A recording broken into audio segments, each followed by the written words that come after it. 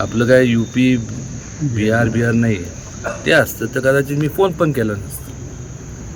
पण आपल्याला हे आपलं महाराष्ट्र आहे आणि महाराष्ट्रामध्ये सुसंस्कृतपणा आहे आणि त्यामुळं पोलिसांचा जर फोर्स बघितला तर तेवढासा पोलीस फोर्स अख्ख्या जिल्ह्याला पुरेसा नाही आहे. त्यामुळे आपण सहकार्याच्या भूमिकेत तर राहिलो नाही तर इथलं पण UP बिहारच होणार. तुमचं म्हणणं काय की लवकर आटपतं घ्यायचं. मी SP साहेबांशी बोललो की हा सण वर्षातनं एकदा येतो. प्रत्येकाच्या मंडळाचे जे कार्यकर्ते असतात ते अत्यंत उत्साहात असतात आणि त्यामुळं कुठल्याही काय इथं काय गुन्हा घडत नाही काय नाही. किंबहुना ह्या सर्व बाबींचा विचार करता कोर्टाचे जे काय जजमेंट दिलं आहे की साधारण पहिले म्हणजे शेवटचे 5 दिवस सोडले तर 10 वाजेपर्यंत परवानगी डॉल्बीची आहे. पुण्यात घ्या, मुंबईत घ्या, सगळ्या ठिकाणी चालूच आहे. तेव्हा ती परमिशन तुम्हाला आहेच. आणि शेवटचे 5 दिवस 12 वाजेपर्यंत कोर्टाचाच आदेश आहे. आणि 17 तारखेला तुमची जी मिरवणूक आहे त्या संदर्भात मी त्यांच्याशी बोललो आणि सांगितलं त्याला 12 वाजेपर्यंत मिरवणूक थांबवायची, परत संपूर्ण मंडळाचे गणपती तिथं रस्त्यावर सोडायचे आणि परत 6 वाजता मी कुठल्या हिशोबात बसतं. त्यामुळं माझं प्रामाणिक मी त्यांना सांगितलं योग्य नाही. परत दुसऱ्याची ट्रॅफिक आणि हे ते सगळ्याच म्हणजे फार वातावरण होऊन जाते.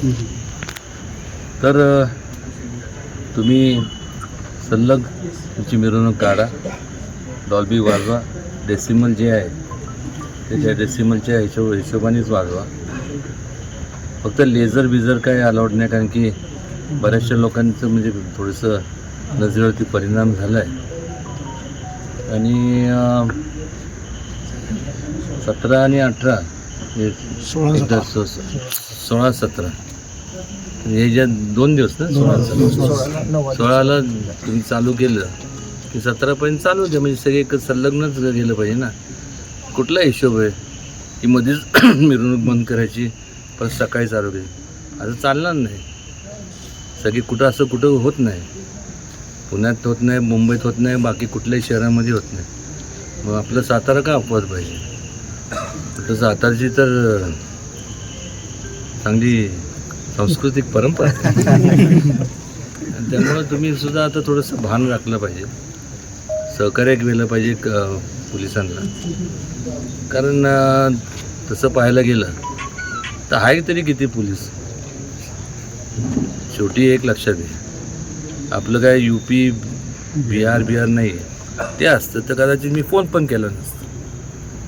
पण आपल्याला हे आपलं महाराष्ट्र आहे आणि महाराष्ट्रामध्ये सुसंस्कृतपणा आहे आणि त्यामुळं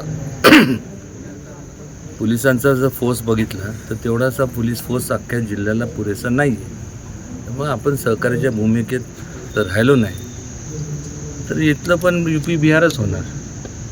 आपण राहतो आणि त्यामुळं पोलिसांना माझी कळकळीची विनंती या सगळ्या गोष्टींचं आपण भान ठेवला पाहिजे की महाराष्ट्रामध्ये लोक कॉपरेट करतात पोलीस डिपार्टमेंटला आणि करत राहणारच. जर अतिरेक झाला तर लोकसुद्धा मग ऐकण्याच्या पलीकडे गेल्यानंतर मग मी सुद्धा सांगून किंवा कोणी जरी विनोद केलं तर त्याचा काहीही फरक पडणार नाही. तेव्हा पोलिसांचं सहकार्य सगळ्या पोलिसांना पोलीस डिपार्टमेंटनी वेगवेगळे जे पोलीस स्टेशन आहेत, केवळ सातारा नाही तर संपूर्ण सातारा जिल्ह्यात प्रत्येकाने त्याची दखल घ्यावी.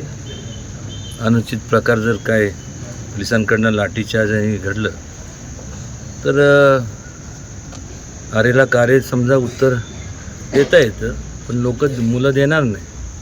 पण जास्त जर एखाद्या डोक्यात बसली आणि हे केलं आणि कारण नसतं तर मी एवढंच सांगेन, मी जर कोणा म्हणजे मला धाडस करणार नाही, पण एक कार्यकर्ता म्हणून एक मंडळाचा असतो आणि मला बसली तर मी देवा शपथ त्यालाच सोडणार आहे, कोणी पण असू दे. पण ह्या भूमिकेत तुम्ही जाऊ नका, आता अगोदरच तुम्ही सगळ्यांना बडवलं. त्यामुळे आता जावा गपगुमान आणि तुमच्या तिथं लोकांना 10 वाजेपर्यंत वाजवा. 10 वाजेपर्यंत त्यांना जरा विश्रांतीची वेळ असती. 10च्या आत कोण झोपत नाही आणि तुम्ही तर काय झोपणार आहे मला माहिती आहे. पण 10 वाजता बंद करा.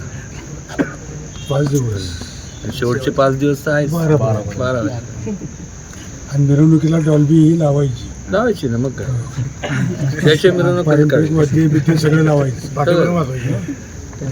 पाटे संपच तोपर्यंत सकाळी पाटेपर्यंत. चला, शेवटच्या दिवशी महाराज किती वाजेपर्यंत टायमिंग राहील काय मिरवणुकीचा वाद्यासाठी? टाईम काय असेल? टाईम काय हो. आज सगळ्यांनी शेवटी कसं आहे, आता त्यांचं टाईम काय मला माहीत नाही, पण मिरवणुकीचं टाईम काय तुम्ही ते ठरवणार का? नाही असं काही नाही. मग तुझी संलग्न चालू करा, तेव्हा बघू काय व्हायचं. एबीपी माझा, उघडा डोळे बघा नीट.